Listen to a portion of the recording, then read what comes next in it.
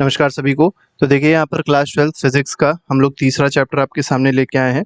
उसके approximately 50 MCQs को discuss किया जाएगा और जो एमसीक्यूज होंगे ये एनसीईआरटी के मिड से लिए गए हैं, इसलिए बहुत ज़्यादा इंपॉर्टेंट होने वाले हैं आपके कॉम्पिटिटिव या स्कूल एग्जाम्स के लिए। तो फर्स्ट क्वेश्चन में देखिए क्या कहा गया, what is the SI unit of electric current. बहुत आसान सा क्वेश्चन है, क्या होती है, एम्पियर होती है। कूलम किसकी होती है, चार्ज की होती है, ये याद रखिएगा। ठीक है, वोल्ट पूछी जाएगी तो पोटेंशियल डिफरेंस की होती है। ओम पूछी जाएगी तो किसकी होती है, रेजिस्टेंस की होती है। क्लास 10th लेवल का क्वेश्चन है लेकिन कभी कभी पूछ लिया जाता है। अगले क्वेश्चन पे आते हैं, क्वेश्चन नंबर 2 देखते हैं। विच of the following material typically allow free movement of electron. देखिए फ्री मूवमेंट ऑफ इलेक्ट्रॉन्स हो रहा है तो कौन सा ऐसा मटेरियल होता है जिसमें फ्री मूवमेंट ऑफ इलेक्ट्रॉन्स हो सकता है और उसमें क्या होगा, contributing to electric current when electric field is applied. तो इलेक्ट्रिक करंट का एक तरीके से प्रोडक्शन होता है, तो ये कहाँ पर हो रहा होगा, तो ये कंडक्टर में होता है। तो यहाँ पर सी ऑप्शन जो है that will be correct. Question number 3 पे आते हैं, what is the relationship between current, charge and time. अब देखिए करंट की अगर आप डेफिनेशन देखेंगे तो डेफिनेशन ही होती है क्या, rate of flow of charges. ठीक है, तो जिस रेट से चार्जेस फ्लो करते हैं एक पर्टिकुलर डायरेक्शन में उसको क्या कहा जाता है, करंट कहा जाता है। रेट का मतलब होता है अपॉन टाइम, तो करंट का फॉर्मूला बन जाएगा चार्ज अपॉन टाइम। ठीक है, तो यहाँ पर I is equal to Q upon T, that is A option is correct. अगले पे आते हैं, क्वेश्चन नंबर 4 देखेंगे। Which law defines the proportionality between current and potential difference. आपको पता होगा V directly proportional to I होता है। ठीक है, और ये जो रिलेशन आ रहा है कहाँ से आ रहा है, तो ये ओम्स लॉ से आ रहा है। कहाँ से आ रहा है, ओम्स लॉ से आ रहा है। ठीक है, और जब प्रोपोर्शनैलिटी कांस्टेंट एक लगाते हैं तो उस प्रोपोर्शनैलिटी कांस्टेंट की वैल्यू क्या होती है, रेजिस्टेंस होती है, तो V is equal to IR formula मिल जाता है। तो ये ओम्स लॉ से आता है। क्वेश्चन नंबर 5 पे आएंगे, if the length of conductor is doubled. अब देखिए क्या कहा गया, लेंथ को डबल किया गया है, पूछा गया रेजिस्टेंस क्या हो जाएगा। तो रेजिस्टेंस का फॉर्मूला पता होना चाहिए, R is equal to rho L upon A होता है। तो आपको पता है लेंथ के डायरेक्टली प्रोपोर्शनल है रेजिस्टेंस, इसका मतलब लेंथ जब बढ़ेगी, ठीक है, तो उसी प्रोपोर्शन में रेजिस्टेंस भी बढ़ेगा। तो लेंथ को क्या कर रहे थे, डबल, तो रेजिस्टेंस भी क्या हो जाएगा, डबल हो जाएगा। याद रखिएगा ये स्ट्रेच का केस नहीं है, अगर वायर को स्ट्रेच करके डबल की गई होती लेंथ तो एरिया हाफ हो जाता, तो उस केस में आंसर अलग होता। अगले पे आते हैं, क्वेश्चन नंबर 6 देखते हैं। What happens to the resistance of a conductor if its cross section area is halved। देखिए वैसे ही क्वेश्चन है बिल्कुल, फिर से फॉर्मूला लगा लीजिए, R is equal to rho L upon A। ठीक है, यहाँ पर आपको दिखाई पड़ रहा होगा कि जो A है उसके इनवर्सली प्रोपोर्शनल है रेजिस्टेंस, तो क्या लिख सकते हैं, R is inversely proportional to cross section area. ये एरिया नहीं, क्रॉस सेक्शन एरिया है। तो क्रॉस सेक्शन एरिया को अगर हाफ करते हैं तो रेजिस्टेंस भी हाफ हो जाएगा। ठीक है, तो रेजिस्टेंस बिकम हाफ, तो यहाँ पर सी ऑप्शन जो है वो सही हो जाएगा। देखिए इसमें सी ऑप्शन नहीं सही होगा, गलती हो गई। ठीक है, इसको सही कर देते हैं, सी ऑप्शन इसमें नहीं होगा। इसमें आपने देखा कि रेजिस्टेंस यहाँ पे देखिए इन्वर्स रिलेशन है ना, तो जब इन्वर्स रिलेशन होता है तो क्या होता है, एक चीज जब बढ़ती है तो दूसरी चीज अपने आप से क्या होती है, कम हो जाती है। अब रेजिस्टेंस मान लीजिए कम हो रहा था तो एरिया क्या हो जाएगा, बढ़ेगा, या एरिया जब कम होगा तो रेजिस्टेंस बढ़ेगा। अब देखिए क्या कहा गया है कि क्रॉस सेक्शन एरिया को हाफ किया गया, तो जो एरिया मतलब कम किया जा रहा है, तो एरिया जब कम किया जाएगा तो उसी प्रोपोर्शन में रेजिस्टेंस बढ़ जाएगा। तो एरिया किया गया 1/2 तो रेजिस्टेंस हो जाएगा 2 टाइम्स, तो रेजिस्टेंस डबल्स हो जाएगा यहाँ पर। ये थोड़ा सा ट्रिकी क्वेश्चन है, थोड़ा सा समझने वाला क्वेश्चन है, ध्यान से करिएगा ऐसे क्वेश्चंस को। In Ohm's law what does the constant of proportionality R represent. अब R क्या है, R रेजिस्टेंस होता है। ठीक है, एक चीज और याद रखिएगा, 1 अपॉन R कभी कभी पूछ लेते हैं कि 1 अपॉन रेजिस्टेंस क्या देता है, तो कंडक्टेंस देता है। ठीक है, तो कंडक्टेंस देता है, कंडक्टेंस की यूनिट क्या होती है, mH मो होती है। मो के अलावा ओम इनवर्स भी इसकी यूनिट बोली जाती है। क्वेश्चन नंबर 8 पे आएंगे, विच of the following factor does not affect the resistance of a conductor. अब रेजिस्टेंस जो है किस पे डिपेंड करता है, तो क्रॉस सेक्शन एरिया पे डिपेंड करता है, लेंथ ऑफ कंडक्टर पे डिपेंड करता है, टेम्परेचर पे डिपेंड करता है, और साथ ही साथ नेचर ऑफ मटेरियल पे डिपेंड करता है। किस पे, नेचर ऑफ मटेरियल पे डिपेंड करेगा। अब देख लीजिए जो ऑप्शन में ना हो उसको आप सीधे सीधे टिक लगा सकते हैं। तो लेंथ ऑफ कंडक्टर पे डिपेंड करेगा, क्रॉस सेक्शन एरिया पे डिपेंड करेगा, टेम्परेचर पे डिपेंड करेगा, कलर पे डिपेंड नहीं करेगा। क्वेश्चन नंबर 9 पे आते हैं, current density is defined as current per unit dash. अब देखिए करंट डेंसिटी को कैसे डिफाइन किया था ये यहाँ पर आपको बताना है। तो करंट पर यूनिट एरिया जो होती है वो करंट डेंसिटी होती है, तो यहाँ पर सी ऑप्शन जो है वो बिल्कुल सही हो जाएगा। क्वेश्चन नंबर 10th पे आते हैं। इन इक्वेशन देखिए, एक इक्वेशन दी गई है कि जे जो होता है वो सिग्मा इंटू ई होता है। यहाँ पर आपसे पूछा गया सिग्मा क्या है, तो सिग्मा जो है ये क्या आपको मिलेगी, तो कंडक्टिविटी मिलेगी। तो यहाँ पर ए ऑप्शन सही है। चलिए आप लोग कमेंट बॉक्स में ई तो इलेक्ट्रिक फील्ड हो जाएगा। आप लोग कमेंट बॉक्स में लिख के बताइएगा कि जे जो है ये क्या रिप्रेजेंट कर रहा है, इसको आप लोग कमेंट बॉक्स में जरूर लिख के बताइएगा। अगले क्वेश्चन पे आते हैं। क्वेश्चन नंबर 11th में कहा गया what is the phenomena where electrons move with an average velocity in the presence of electric field called. देखिए जो इलेक्ट्रॉन्स होते हैं वो एक एवरेज वेलोसिटी से मूव करते हैं, ऐसा माना जाता है, एक फिनोमेना है, ठीक है, in presence of electric field में। इस वेलोसिटी को क्या कहते हैं, तो ये है ड्रिफ्ट वेलोसिटी, ठीक है। तो यहाँ पर सी ऑप्शन बिल्कुल सही है। अगले क्वेश्चन पे आएंगे। अगला क्वेश्चन देखेंगे, क्वेश्चन नंबर 12th है which of the following factor does not affect the drift velocity of electrons in a conductor. तो ड्रिफ्ट वेलोसिटी किस पे डिपेंड नहीं करती है, इलेक्ट्रिक फील्ड पे डिपेंड करेगी, टेम्परेचर पे भी डिपेंड करेगी, इसके बाद नंबर ऑफ इलेक्ट्रॉन्स पे डिपेंड करती है, किस पे नहीं डिपेंड करती है, रेजिस्टेंस ऑफ अ कंडक्टर पे डिपेंड नहीं करेगी। तो यहाँ पर जो सही आंसर होगा वो क्या हो जाएगा, इन दोनों को हटा देते हैं, सही आंसर हो जाएगा option number D. Question number आते हैं 13th पे, the average time between successive collisions. तो जो सक्सेसिव कोलिजन्स हो रहे होते हैं इलेक्ट्रॉन्स के बीच में, तो उसके बीच में जो, जैसे मान लीजिए 2 इलेक्ट्रॉन्स हैं, 3 इलेक्ट्रॉन्स हैं, सक्सेसिव कोलिजन हो रहा है, ठीक है, एक के बाद एक कोलिजन हुआ, तो 2 कोलिजन के बीच में जो टाइम बचता है उसको कहते हैं क्या, रिलैक्सेशन टाइम कहते हैं। तो यहाँ पर सी ऑप्शन बिल्कुल सही है। अब देखिए यहाँ पर क्या पूछा गया आपसे, यहाँ पर पूछा गया ड्रिफ्ट वेलोसिटी का फॉर्मूला क्या होता है, वीडी, ठीक है, ड्रिफ्ट वेलोसिटी को वीडी से रिप्रेजेंट किया जाता है, ठीक है। तो ये होता है ई टाउ अपॉन एम, ठीक है। यहाँ पर जो टाउ है यही आपका क्या है, रिलैक्सेशन टाइम है, रिलैक्सेशन टाइम है, ठीक है, रिलैक्सेशन टाइम है, ठीक है। ये जो कैपिटल ई है ये इलेक्ट्रिक फील्ड हो जाएगी, ई हो जाएगा चार्ज ऑन इलेक्ट्रॉन। तो इस तरीके से आप इसको कर सकते हैं।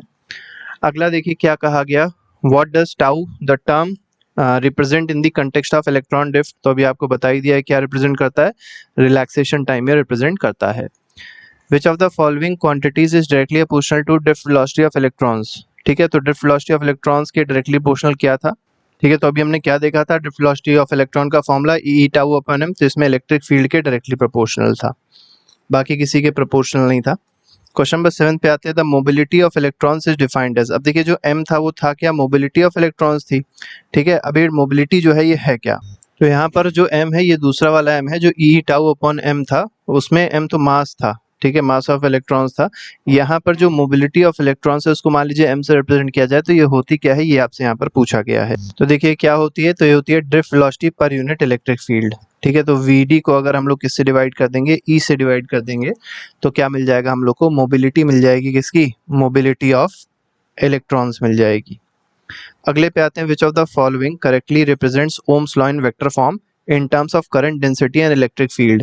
अब देखिए करंट डेंसिटी और इलेक्ट्रिक फील्ड के टर्म्स में आपको ओम्स लॉ डिफाइन करना है। तो अभी हमने देखा भी था कि जो जे होता है वो सिग्मा ई के बराबर होता है, तो यहाँ पर ए ऑप्शन बिल्कुल सही है। अगले पे आएंगे, अगला क्वेश्चन देखेंगे, क्वेश्चन नंबर 19th है, the resistivity rho of material depends on. अब देखिए रेजिस्टिविटी 2 चीज़ों पे मेनली डिपेंड करती है, ठीक है। हालांकि यहाँ पर 10th के हिसाब से आपको बता देते हैं 2 चीज़ों पे डिपेंड करेगी, पहला टेम्परेचर पे डिपेंड करेगी और दूसरा किस पे डिपेंड करेगी, नेचर ऑफ मटेरियल पे, ठीक है, नेचर ऑफ मटेरियल पे भी डिपेंड करेगी। लेकिन अगर आप रिलैक्सेशन टाइम और इन सब चीज़ों के हिसाब से देखेंगे, ड्रिफ्ट वेलोसिटी के हिसाब से, तब यहाँ पर आंसर थोड़ा सा चेंज हो जाएगा। तो इस केस में अगर आप देखेंगे तो number of free electrons per unit volume पे तो डिपेंड करता ही करता है, रिलैक्सेशन टाइम पे डिपेंड करेगी रेजिस्टिविटी, और मास ऑफ इलेक्ट्रॉन पे डिपेंड करेगी। तो यहाँ पर आंसर क्या हो जाएगा, ऑल ऑफ दी अबव हो जाएगा, ठीक है। तो यहाँ पर जो आंसर होगा उसमें number of electrons per unit volume पे भी डिपेंड करेगा, रिलैक्सेशन टाइम पे डिपेंड करेगा, मास ऑफ इलेक्ट्रॉन पे भी डिपेंड करेगा। क्वेश्चन नंबर 20th पे आते हैं, 20वां क्वेश्चन देखिए क्या कह रहा है, which of the following statement is true about the origin of resistivity in a material. तो किसी भी मटेरियल में जो रेजिस्टिविटी हो रही है, रेजिस्टिविटी आ रही है, उसका ओरिजिन क्या है, ये आपसे यहाँ पर पूछा गया है। तो रेजिस्टिविटी का जो ओरिजिन होता है वो मेनली क्या होता है, कोलिजन होता है, ठीक है, बिटवीन इलेक्ट्रॉन्स एंड आयंस के बीच में जो कोलिजन होता है उसकी वजह से रेजिस्टिविटी आती है, ठीक है, रेजिस्टेंस आता है। तो इसलिए ए ऑप्शन इसमें बिल्कुल सही होगा। अगले क्वेश्चन पे आते हैं, क्वेश्चन नंबर 21 देखिए क्या कह रहा है, which of the following statement about temperature dependence on resistivity is true. तो आपसे पूछा गया है जो रेजिस्टिविटी होती है वो टेम्परेचर पे कैसे डिपेंड करती है, ये यहाँ पर आपको बताना है। तो देखिए इसमें पहला ऑप्शन क्या कह रहा है, for metals resistivity increases with temperature, यही ऑप्शन जो है बिल्कुल सही है, ठीक है, तो पहले ऑप्शन पे ही सही है, तो आगे हम लोग बढ़ेंगे ही नहीं, कोई मतलब भी नहीं है उसका।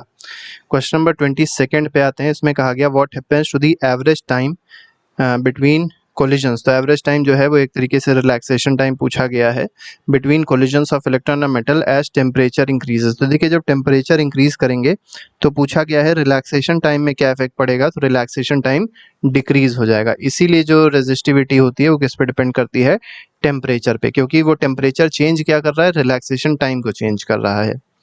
क्वेश्चन नंबर 23 पे आते हैं। 23 क्वेश्चन देखिए क्या कर रहा है, why are the material like nichrome and manganin used in as standard resistors. तो स्टैंडर्ड रेजिस्टर्स में नाइक्रोम यूज किया जाता है, मैग्नीन यूज किया जाता है, ये आपको बताना है ऐसा क्यों होता है। ठीक है, तो देखिए होता क्या है कि ये दोनों जो हैं ये कुछ ऐसे मटेरियल हैं। तो देखिए इस क्वेश्चन में मेनली आपसे पूछा गया था कि नाइक्रोम मैग्नीन को स्टैंडर्ड रजिस्टर में क्यों यूज कर रहे हैं। तो स्टैंडर्ड रजिस्टर जो है एक तरीके का कांस्टेंट रजिस्टर होता है। ठीक है, इसका रेजिस्टेंस क्या रहना चाहिए, कांस्टेंट रहना चाहिए। और नाइक्रोम और मैग्नीन ऐसे वायर्स होते हैं जिनका रजिस्टर टेम्परेचर के साथ बहुत हल्का सा चेंज होता है, बहुत थोड़ा सा चेंज होता है। ठीक है, तो यहाँ पर यही इसमें मेन रीज़न है क्योंकि टेम्परेचर पे डिपेंडेंस इनका कम से कम होता है। तो इसलिए सी ऑप्शन यहाँ पर सही हो जाएगा, there resistance changes very little with temperature. 24th question पे आएंगे, in a conductor what happens to the kinetic energy of charge carriers as they move. ठीक है, तो क्या हो जाएगी काइनेटिक एनर्जी, तो काइनेटिक एनर्जी फ्री मोशन के दौरान क्या होती है, इंक्रीज होती है, और जब कोलिजन होता है तो काइनेटिक एनर्जी दूसरे इलेक्ट्रॉन्स में क्या हो जाती है, शेयर हो जाती है। ठीक है, तो इसमें डी ऑप्शन बिल्कुल सही हो जाएगा। अगले पे आते हैं, क्वेश्चन नंबर 25 देखेंगे। अब देखिए यहाँ पर पावर के आपसे पूछा गया है, which of the following equation represents the power dissipated. तो पावर का फॉर्मूला मेनली पूछा गया है। तो पावर के तीन फॉर्मूले होते हैं। पावर का फॉर्मूला पहला होता है वी आई, दूसरा होता है आई स्क्वायर आर, ठीक है, और तीसरा फॉर्मूला क्या होता है, वी स्क्वायर अपॉन आर होता है। तो यहाँ पर तीनों ही फॉर्मूले बिल्कुल सही हैं, तो इसलिए क्या ऑप्शन आएगा, D option is correct of question number 25। अगले क्वेश्चन पे आएंगे। अगले क्वेश्चन पे आते हैं, क्वेश्चन नंबर 26 है। इसमें कहा गया why is the power transmitted at high voltages. तो पावर जो ट्रांसमिट किया जाता है ये हमेशा हाई वोल्टेज पे किया जाता है, ऐसा क्यों करते हैं। जैसे आपने देखा होगा जो ट्रांसफॉर्मर्स होते हैं, ठीक है, उसमें क्या होता है, सबसे पहले हम लोग वोल्टेज को बढ़ाते हैं ट्रांसमिशन करने के लिए। तो वोल्टेज इसलिए बढ़ाते हैं जिससे पावर लॉस क्या हो, कम से कम हो। ठीक है, तो 26 क्वेश्चन में अगर देखा जाए तो ए ऑप्शन बिल्कुल सही है, to reduce the power loss due to resistance of transmission cables. अब ट्रांसमिशन के केबल जो होंगे बहुत लंबे लंबे होंगे, लेंथ ज़्यादा होगी तो रेजिस्टेंस ज़्यादा होगा, तो पावर लॉस भी ज़्यादा होगा। तो इसी को कम करने के लिए क्या करते हैं, वोल्टेज को बढ़ा देते हैं जिस पे ट्रांसमिशन किया जा रहा होता है। 27 पे आते हैं। इसमें कहा गया, अब देखिए यहाँ पर इक्विवेलेंट रेजिस्टेंस बताना है आपको सीरीज सर्किट में। तो सीरीज में तो क्या होता है, सीधे सीधे ऐड हो जाते हैं रेजिस्टेंसेस। ठीक है, तो R1 plus R2 plus R3, तो इसलिए बी ऑप्शन बिल्कुल सही है। अगले पे आते हैं। 28th क्वेश्चन में कहा गया रिलेशन वही इक्विवेलेंट रेजिस्टेंस का ही है लेकिन पैरेलल में कनेक्ट किया गया। तो जब पैरेलल में कनेक्ट करते हैं तो यहाँ पर इक्वेशन क्या बनती है, 1 अपॉन, यहाँ पर याद रखिएगा 1 अपॉन आर इक्विवेलेंट है। कई बच्चे जब इस फॉर्मूले को लगाते हैं तो आर इक्विवेलेंट ही सीधे सीधे लिख देते हैं, तो गलत है। 1 अपॉन आर इक्विवेलेंट मिलेगा, फिर आपको रेसिप्रोकल करना पड़ेगा आर इक्विवेलेंट निकालने के लिए। What is the maximum current that can be drawn from cell with E। अब देखिए सेल जो है उसका EMF दिया गया है E और इंटरनल रेजिस्टेंस दिया गया है R। मैक्सिमम करंट क्या हो सकती है, एक सर्किट ऐसा हो जिसमें केवल सेल हो और इंटरनल रेजिस्टेंस हो, उसका कोई और रेजिस्टेंस ना लगा हो। ठीक है, तो मैक्सिमम करंट क्या हो जाएगी, E अपॉन R हो जाएगी। तो यहाँ पर ए ऑप्शन बिल्कुल सही है।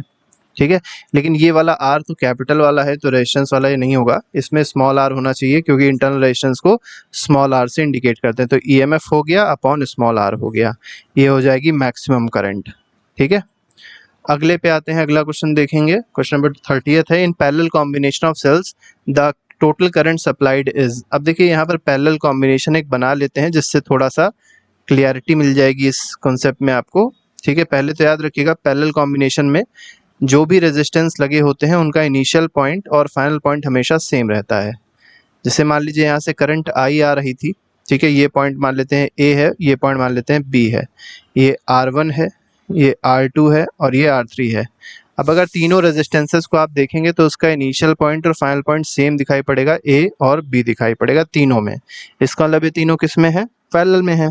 अब पैरेलल में हो क्या रहा है, जो करंट आई आ रही है वो थोड़ी बहुत इसमें चली गई, मान लीजिए I1, इसमें चली गई I2, और जो बची हुई थी वो किस में चली गई, I3। तो हम लोग क्या लिख सकते हैं, I equal to I1 plus I2 plus I3। ठीक है, तो जो करंट सप्लाई होती है वो क्या होती है, sum of current supplied by each cell. अब यहाँ पर जो क्वेश्चन दिया गया है रेजिस्टेंस का नहीं दिया गया है, पैरेलल कॉम्बिनेशन सेल्स का लगाया। तो सेल्स में भी सेम चीज होती है कि जो करंट एक से जो मेन सेल से जो करंट निकल रही है वो किसके बराबर होती है, ठीक है, जो नेट करंट होती है वो तीनों के सम के बराबर होती है। मतलब पहला सेल ने जितनी करंट दी, दूसरे सेल ने इतनी करंट दी, तीसरे सेल ने इतनी करंट दी, तीनों के करंट के सम के बराबर होगी। तो यहाँ पर बी ऑप्शन इसलिए बिल्कुल सही है। तो इससे आप याद रख सकते हैं, इसलिए हमने ये चीज बता दी आपको कि एक ही जैसा ही होता, अलग नहीं है। अगले क्वेश्चन पे आते हैं। 31 में कहा गया विच of the following statement correctly describes Kirchhoff junction rule.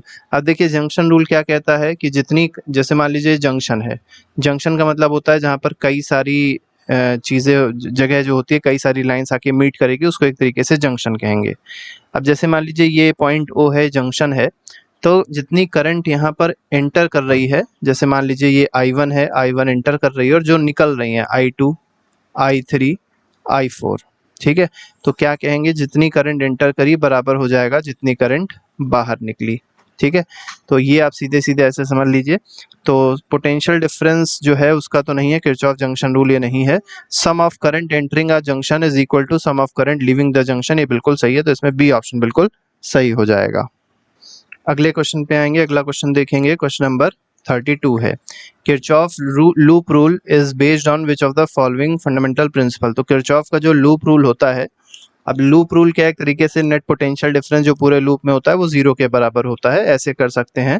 ठीक है, तो ये क्या कहता है, ये law of conservation of energy को इंडिकेट करता है। ए ऑप्शन इसमें सही हो जाएगा। तो ये किस पे बेस्ड है, law of conservation of energy पे बेस्ड है। अगले में आते हैं, in a Wheatstone bridge if galvanometer shows zero deflection. तो कोई भी व्हीट स्टोन ब्रिज है और इसमें क्या देखा गया, गैल्वेनोमीटर पे जीरो डिफ्लेक्शन आ रहा था, तो इसका मतलब क्या है, ठीक है, ये आपको बताना है। तो गैल्वेनोमीटर जैसे व्हीट स्टोन ब्रिज, इस तरीके का आपने एक डायग्राम देखा होगा, सब में रेजिस्टेंस लगे होते हैं। यहाँ पर आपका एक गैल्वेनोमीटर होता है, इस गैल्वेनोमीटर पे मान लीजिए करंट जो आया वो जीरो आ गया, करंट की वैल्यू, ये मान लीजिए R1 है, ये R2 है, ये R3 है, और इधर ये R4 है, ये वाला। ठीक है, तो अब यहाँ पर क्या देखने को मिलेगा, अगर इसमें करंट की वैल्यू नहीं आई, ठीक है, तो क्या देखने को मिलता है कि R1 अपॉन R3 बराबर R2 अपॉन R4 होता है। ठीक है, वही चीज़ यहाँ पर बताई गई है। तो इसमें क्या हो जाएगा, the ratio of resistance in one arm is equal to the ratio in the other arm. ठीक है, तो R1 upon R3 equal to R2 upon R4 हो जाएगा। अगले पे आते हैं, क्वेश्चन नंबर 34 देखेंगे।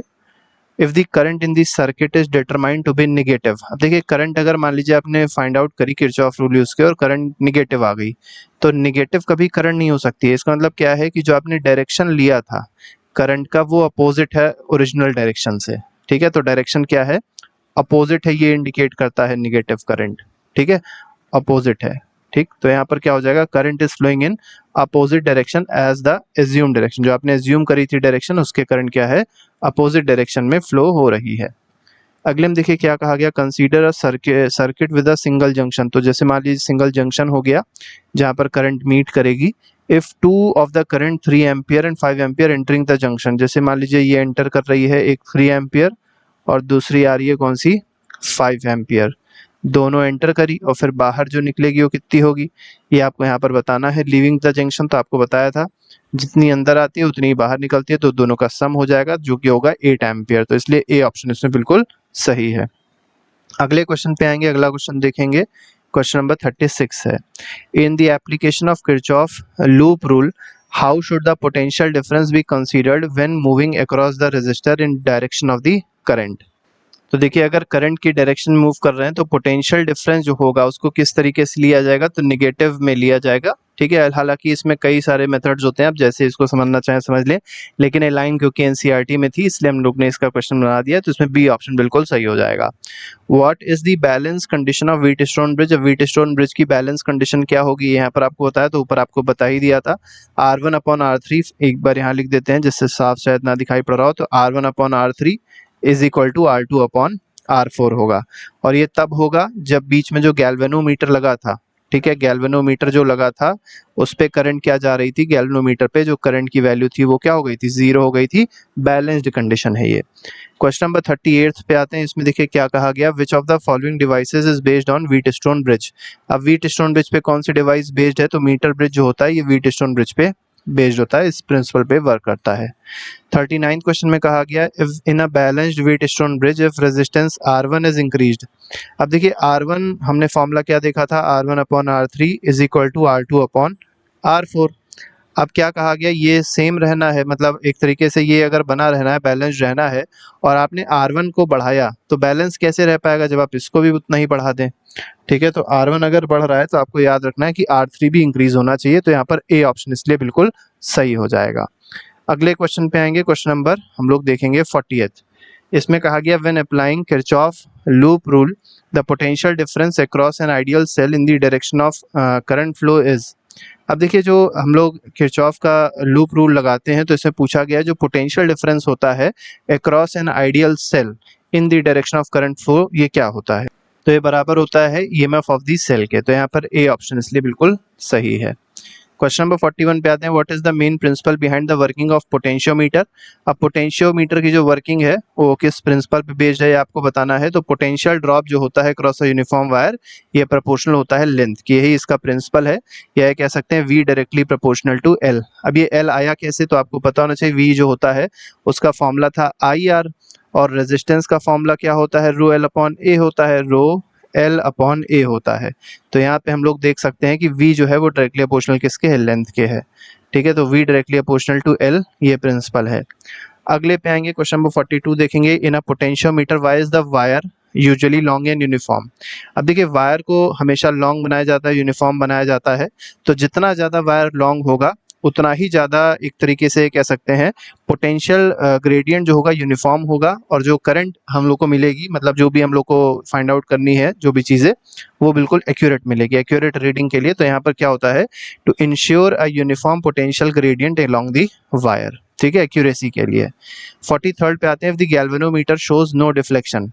अब गैल्वेनोमीटर पे कोई डिफ्लेक्शन नहीं आया, ठीक है, when the current to a cell of EMF E1 and balance point at length L1, what does this indicate.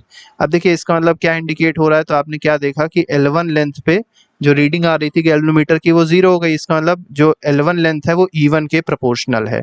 तो हम लोग क्या कह सकते हैं, potential difference across L1 is greater नहीं होगा, across L1 is equal to E1, ये बिल्कुल सही है। ठीक है, तो इसमें बी ऑप्शन जो है वो बिल्कुल सही हो जाएगा क्वेश्चन नंबर 3 में। अगले पे आएंगे, अगला क्वेश्चन देखेंगे। अगला क्वेश्चन देखिए क्या कह रहा है इसी में, 44th क्वेश्चन है। इसमें कहा गया, how can the potentiometer be used to compare the two cells of E1 and E2। तो दो सेल हैं जिनका ईएमएफ पहले का E1 है दूसरे का E2 है। तो पोटेंशियोमीटर को कैसे यूज कर सकते हैं दोनों सेल के ईएमएफ को कंपेयर करने के लिए, ये आपको यहाँ पर बताना है।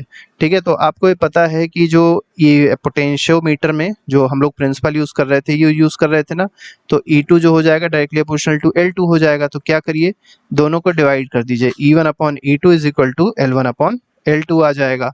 तो इसका मतलब लेंथ को कंपेयर करके हम इसके पोटेंशियल डिफरेंस को फाइंड आउट कर सकते हैं।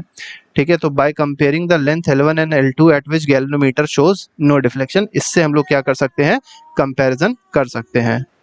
नेक्स्ट क्वेश्चन पे आते हैं, क्वेश्चन नंबर 45 देखेंगे। इसमें कहा गया, if the balance length for the standard cell with EMF E1 is L1। अब देखिए ईएमएफ के साथ E1 ईएमएफ है और उसके कंपैरिजन में जो लेंथ आ रही है वो LS है। ठीक है, for a test cell with EMF E2 is LX। अब E2 के साथ क्या आ रही है, डायरेक्टली प्रोपोर्शनल टू LX आ रही है।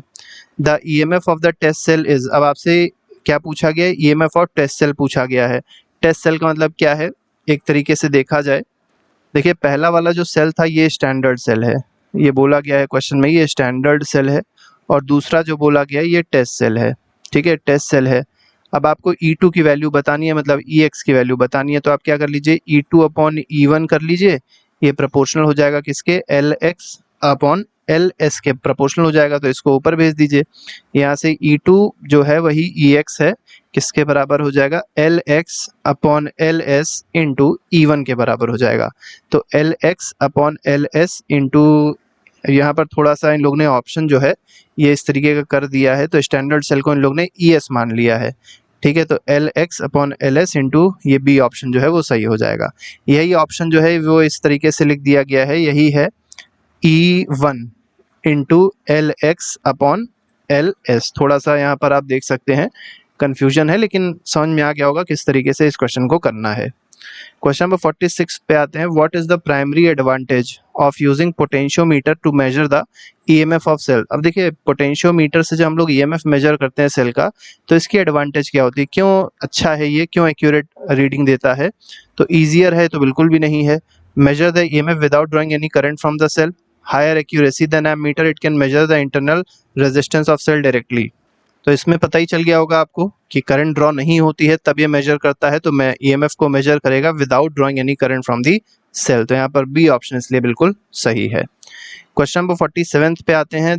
When measuring the internal resistance of cell using a potentiometer the internal resistance R is given by. अब R का जो फॉर्मूला होता है वो क्या होता है, ये यहाँ पर आपसे पूछा गया इंटरनल रेजिस्टेंस का, ठीक है। तो इंटरनल रेजिस्टेंस का फॉर्मूला पूछा गया है, तो इंटरनल रेजिस्टेंस का फॉर्मूला है capital R bracket L1 - L2 upon L2। यहाँ पर सी ऑप्शन सही हो जाएगा। बिल्कुल बेसिक सा क्वेश्चन है, डायरेक्ट इसको आप सीधे सीधे कर सकते हैं। अगले पे आते हैं। 48 क्वेश्चन में कहा गया in a potentiometer the length of wire is increased. हमने आपको बताया था लेंथ जितनी ज़्यादा होती है सेंसिटिविटी उतनी ही ज़्यादा होती है, उतना ही ज़्यादा सेंसिटिव होता है, ठीक है, उतना ही ज़्यादा होगा। तो वही पूछा गया, लेंथ को बढ़ाया गया तो सेंसिटिविटी क्या हो जाएगी, तो सेंसिटिविटी भी इंक्रीज हो जाएगी, रिलायबिलिटी बढ़ जाएगी, सेंसिटिविटी बढ़ जाएगी, ठीक है, एक्यूरेसी बढ़ जाएगी, ऐसे आप इसको समझ सकते हैं। क्वेश्चन नंबर आते हैं 49 पे। What is the relationship between EMF of the cell and balance length in a potentiometer if the potential gradient is constant। अब potential gradient constant है तो जो EMF होता है वो डायरेक्टली प्रोपोर्शनल टू किसके होता है, लेंथ के होता है, तो they are directly proportional to each other. Last question देख लेते हैं आज का। इसमें देखिए क्या कहा गया। In the experiment to determine the internal resistance of cell using a potentiometer what is the significance of obtaining two length L1 and L2 with and without a resistors in the circuit. अब देखिए हम लोग क्या करते हैं, L1 और L2 दो length लेते हैं। अब यही पूछा गया दो लेंथ क्यों ले रहे हैं, एक लेंथ क्यों नहीं ले रहे हैं, ठीक है। तो इसलिए ले रहे हैं they allow calculation of cells internal resistance. अब इसी से क्या होता है कि हम लोग इंटरनल रेजिस्टेंस को कैलकुलेट कर सकते हैं, तो इसलिए लिया जाता है। हमने देखा भी था फॉर्मूला इंटरनल रेजिस्टेंस का। तो इस तरीके से 50 क्वेश्चंस का सेट था जो हम लोग ने डिस्कस किया। इसके अलावा हर एक चैप्टर के MCQs आप लोग प्लेलिस्ट में जाके देख सकते हो, अपना रिवीजन अच्छे से कर सकते हैं। तो अभी के लिए फिलहाल नहीं, thank you very much, goodbye, Jai Hind.